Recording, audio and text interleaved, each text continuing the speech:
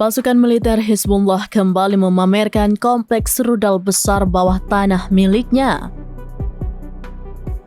Sayap media Hizbullah itu merilis video pendek yang kali ini memamerkan fasilitas IMAD. Rekaman itu menyoroti skala instalasi bawah tanah yang mencakup peluncur roket besar dan peralatan militer yang ditempatkan dalam terowongan luas. Video itu awalnya memperlihatkan anggota Hizbullah mengendarai sepeda motor melalui terowongan. Klaim Hizbullah, fasilitas tersebut diberi nama IMAD 5.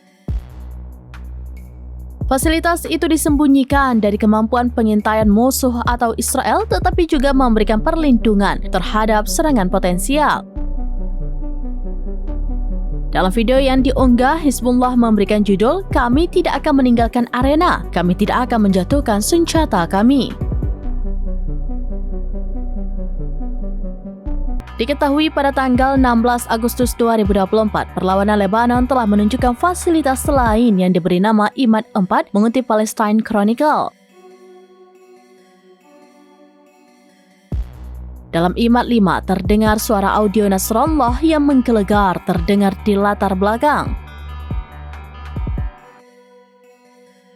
Tampak juga sebuah terowongan gelap memperlihatkan satu demi satu pejuang Hizbullah dengan perlengkapan militer. Pejuang pun melewati tanda yang dipasang di bawah pipa pada dinding terowongan yang bergerigi. Tanda itu bertuliskan fasilitas IMAD 5. Poster besar Hasan Nasrallah dengan ekspresi serius di wajahnya menatap ke arah para pejuang. Hingga akhirnya terlihat sistem rudal canggih Hizbullah di sebuah terowongan terbuka dan rudal-rudal itu ditempatkan pada posisinya diarahkan ke langit. Perlahan-lahan rudal-rudal itu muncul ke permukaan, sementara suara Nasrallah terus menggelegar saat dua poin utama dalam pidato Nasrallah disorot dengan warna kuning dan merah, warna logo Hizbullah yang terkenal. Rudal-rudal itu tampaknya belum pernah ditembakkan sebelumnya.